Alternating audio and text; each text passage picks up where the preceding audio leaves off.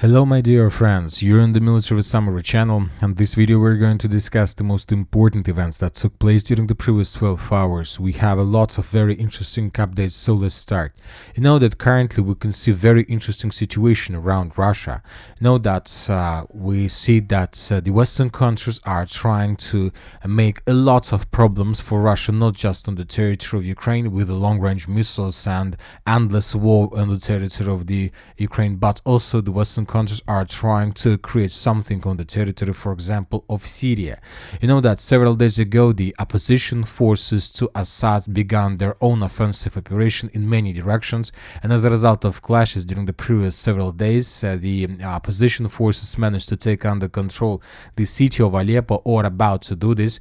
The sources are saying that there are still islands of resistance on the territory of the settlement, but most likely the resistance will be broken by the opposition during the next 48 hours. Also, the opposition forces began advancing in the southeastern part of the city of Aleppo, and starting of today or yesterday in the evening, we received updates of additional progress on the ground in the southern direction from the Idlib in the direction of the city by the name of Hamas. And yesterday in the evening, we got lots of reports that the city of Hama was taken under control of opposition, but those were speculations and fake updates. We got a lot of videos, lot of geolocations that confirmed the presence of Syrian forces on the territory of the settlement. So, and of course, the question is, what is the purpose of these actions? What the Western countries, what Turkey wants from this operation? And the sources are saying that most likely one of the strategic goals of the jihadists in the destruction of the military bases of the Russian armed forces in Taurus and Khmeimim by besieging them or by creating other conditions under which the bases will have to be evacuated.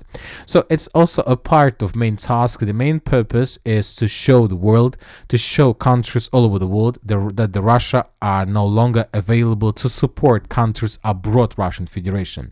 That currently Russia doesn't have enough of resources to do this. And Syria is not the only place where we start seeing these things. For example, these days we also have a lot of updates from the country, from small country of Georgia. I'll remind you that in 2008 and 2008 there was a small war between Russia and Georgia. As a result of that war, several regions of Georgia become independent. And these days we have the protest process on the territory of Georgia. And this is not the protest when one group of Georgians doesn't like another group of Georgians and there are clashes between them. Now, the problem is that there is a real clashes, a real conflict between pro-Western opposition and pro-Russian authorities. So this is the same story as we can see right now on the territory of Syria, the war between Russia's interests and the interests of the Western countries. And this is not the last place where we can see the situation. As for Ukraine itself, according to information we have been receiving during the previous several days, the Ukrainians are planning to begin another major offensive operation. We discussed the situation many times. We reported that most likely the Ukrainians are planning to attack in the direction of Zaporozhye nuclear power plant. We made this conclusion based on the significant number of videos that we received to the north of the Zaporozhye nuclear power plant. The Russians were hunting this area significantly, clearing the possible positions that Ukrainians can use for landing operation.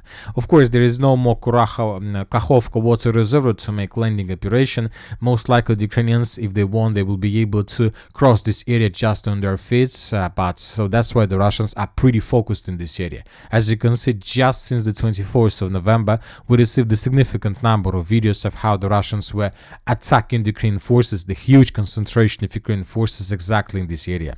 So once again, this is the possible road of Ukraine attack in the very near future. Furthermore, we talked a lot that most likely the Ukrainians have some plans to attack in the direction of Belgorod, maybe as a secondary direction, with the purpose to attract Russian attention. And of course, the third and also very likely the Ukrainians are going to attack in the Bryansk direction. As for this area, during the previous 24 hours, we got a lot of very interesting updates, and the most important is that the Russians Russians destroyed several more bridges between the Chernigov area and the Russian Bryansk region. So, for example, this is the first bridge that was destroyed by the Russian sabotage and reconnaissance group, and later in the second part of the video we can see another bridge that was also destroyed by the Russian sabotage and reconnaissance group. So this is the first bridge and this is another bridge, and most likely due to the video that the Russians managed to reach this line, most likely the villages like Krasny Lozy, Karpovichi, Khaty, Kalynivskaya, Timonovichi and Branovi are under complete Russian control, because the bridges were destroyed and somehow the Russian sabotage and reconnaissance groups managed to get there. I'll just remind you that also during the November months we got a lot of updates from another region, from another small part of the Chernigov region. We are talking about the villages Novoselovka, Kolos and Muravi. This operation of the armed force of Russian Federation in this part of the Chernigov region took place on the 15th of November. Those days the Russians also managed to destroy the bridge and to capture some buildings. We are not saying that there is like a regular Russian army with a significant control, but obviously the Russians are trying to prepare themselves and stay on the safe side in case if Ukrainians begin offensive operation in the direction of Bryansk. The Russians are destroying logistics, the Russians are destroying the bridges, the Russians are maintaining the gray zone, trying to, let's say, reduce the Ukrainians' possibilities in maneuvers. So this is the situation here. Furthermore, today we got report that Ukrainian armed forces drone attacked an apartment building in Bryansk and the private home in the Starovadivka municipal district, which means that indeed something huge might happen in this direction. But you know that when talking about the pattern, what exactly the Western countries are trying to achieve right now, we are saying that to destabilize the situation not on the territory of Russia but abroad, in Syria, in Georgia, in many possible other countries where the Russians have certain influence, trying to show the world and trying to show the Russian allies that Russia is not capable to carry out anymore the abroad defense operation of their allies and satellites. So based on this, I made the conclusion that most likely there is a very high chance that in the very near future the Ukrainian forces will attack the territory of Transnistria. This is going to be another attack, and most likely the Ukrainians do have enough of forces to take under control this region, to restore the territorial integrity of Moldova, and maybe to make the situation when Moldova will have no barriers to join NATO and to join European Union. So let's wait and see, but obviously the next 2 months are going to be very difficult for Russia until Donald Trump comes to his power. Now let's move to the situation on the ground, and first let's talk about the South Donetsk direction where the Russians continue their offensive operation. During the previous 24 hours we got lots of updates that the Russians managed to improve their positions in the southeastern part of the village by the name of Velika Novoselovka. So we have certain dynamic in this area. This is the situation on the ground by the end of the 29th of November, this is the situation by the end of the 30th, and this is by the beginning of the 1st of December. The Russians, as you can see, are moving in the direction of the road between the village of Rozhain and Velika Novoselovka itself, and most likely during the next 48 hours we're gonna start receiving first updates of Russian attempts to attack the village of Blagodatne. So the main purpose of the Russians is to semi-encircle the village of Velika Novoselovka from the south and from the southeast and from the east by taking under control the villages like Blagodatne, Makarovka and Starozhovo. The battle for these three villages obviously has begun. As for the northern direction, we haven't received anything, but the sources are saying and pro-Ukrainians are saying that most likely the Russians are going to continue advancing in the direction of Velika Novokamar, but as for the delegations, we haven't received anything that can confirm additional Russian progress. Now let's talk about the Uspenovka stronghold, and during the previous 24 hours we got the video from the village of Vilenka, which confirms complete control over this territory, over this village by the Russian forces. In this video we can see a lot of episodes. First of all, we can see the Russian soldiers with the Russian sign, and then we can see a lot of episodes of how the Russians were fighting with the Ukrainians on the territory of the settlement, trying to clear and to force the Ukrainians to fall back. And in the final part of the video we can see the Russian soldiers that were moving along the streets of Vilenka waving with the Russian flag. Based on this video, we have colored the settlement of Ilinka under complete Russian control. We still have some doubts about the status of Yelizavetovka, and but anyway, despite the fact what is going to happening in Yelizavetovka, we see that the Russians began actively droning the village of Gannovka, which is most likely the next target of the armed force of Russian Federation. In this video, we can see a number of videos of how the Russians were trying to destroy the Ukrainian communication equipment.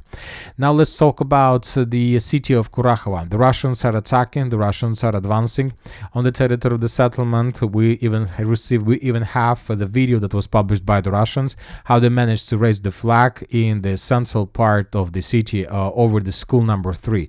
This video confirms school number 5. This video confirms control over this part of Kurakhove. This video doesn't confirm Russian control over the high-rise building area, but obviously 50% of the central part is under complete Russian control. As for different mappers, during the previous 24 hours we got the video that confirmed Russian progress on the ground towards the Yuzhny micro district. So this is the situation by the end of the 30th of November. This is by the beginning of the 1st of December. Based on this video, we can make a conclusion that the Russians are heading towards this Yuzhny micro district and from the southeast, and the Russians are trying to encircle the same territory from the north and from the northwest. Micro district is a very powerful stronghold. As you can see, there are lots of buildings, high-rise building area, and the Russians are trying to force the Ukrainians to fall back. If the Russians are able to force the Ukrainians to fall back from the Yuzhny micro district, the Russians in this case will be able to restore complete control over the road between the city of Kurakhove itself and the village of Uspyanovka. And starting this moment, the Russians will be able to begin full-scale offensive operation along the 0510 road in the direction of Uspyanovka stronghold. Uspyanovka fortified area. Let's talk about the Berestki. According to information we have, the information was provided by different mappers like neutral and pro-Ukrainians, that the Russians, as a result of offensive operation, managed to reach the outskirts of the village by the name of Stare Tserny. As for the Russian sources, according to them, the Russians managed to answer the Stare Tserny village itself, and currently there are very heavy clashes. The Ukrainians, once again, according to sources we have, destroyed the dam, but the dam was destroyed several days ago. Maybe the Ukrainians increase the damage or something like this, but obviously the battle for Kurakhove is coming to the end if the situation and information about the village of Stare Tserny is correct. Now let's move further. We have additional progress on the ground to the west and the northwest of the city of Selidova. For example, in this video we can see how the Ukrainians were actively droning the edge Russian positions to the east of the village of Pushkina. Based on this video, we have adjusted the map between Pustinka and the village of Pushkina itself. Obviously, the significant progress on the ground. Furthermore, we have report that Ukrainians were actively droning the Russians in the vicinity of the railway station in Saloni. In this video, we can see the Ukrainian FPV drone operators were attacking the Russian forces that were moving along the railways in the direction of the city of Pokrovsk. Based on this video, we have adjusted this part of the railways under complete Russian control. Furthermore, we got reports that the Russians managed to improve their positions and to reach the outskirts of the village by the name of Novopustinka. And according to information we have, this morning the Russians managed to answer the territory of the village itself. At least that was stated by different pro-Russian resources. Our assault groups, the Russian groups, have answered Novopustinka. The assault is underway right now. We are monitoring the situation. If the village falls, then the Russians will be able first of all to secure the flank and to begin full-scale offensive operation in the direction of the village by the name of Shevchenka, which is the first target before the beginning of the offensive operation in the direction of the city of Pokrovsk itself. As for the Chasov Yar direction, during the previous 24 hours we haven't received anything special. As well as for the Donetsk, Syria, the same situation. We got just one video how the Russians managed to discover the temporary deployment point of the armed forces of Ukraine and how the Russians destroyed this temporary deployment point with a multiple launch rocket system. The south in Kupyansk direction, nothing happened. The north in Kupyansk direction, during the previous 24 hours, we got a very important update. According to pro-Ukrainian mappers, the Russians managed to improve their positions in the direction of the village by the name of Lazova.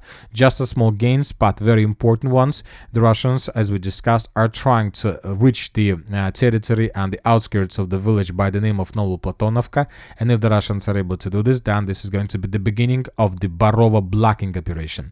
But the most important updates are coming not from the central Kupyansk, but from the northern Kupyansk direction, where the Russians, according to pro-Ukrainian mappers and neutral mappers, managed to cross the river Voskov in another place and to create a very powerful stronghold between the village of Zapadna and Dvorichne. I'll remind you that during the previous week, the Russians were improving their positions between Dvorichne and Novomlinsk. So these small, we can see small changes on the ground in Russian favor, and this is the first foothold in the northern Kupyansk direction.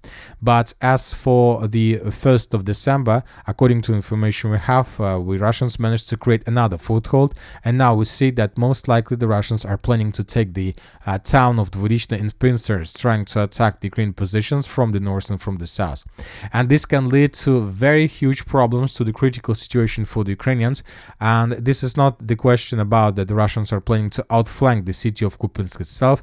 This is the question that from this foothold, from these positions, the Russians will have no barriers to attack in the direction of Volchansk, trying to collapse the Ukrainian defense belt completely and to restore control over the Kharkiv territories the Russians lost in the Kharkiv region during the Ukrainian counteroffensive of 2022. And that's it for the short video. Military Summary channel reminds we condemn any violence in the world. Thank you for watching. Subscribe to my channel, put your likes to my Patreon, and have a good day. Bye bye.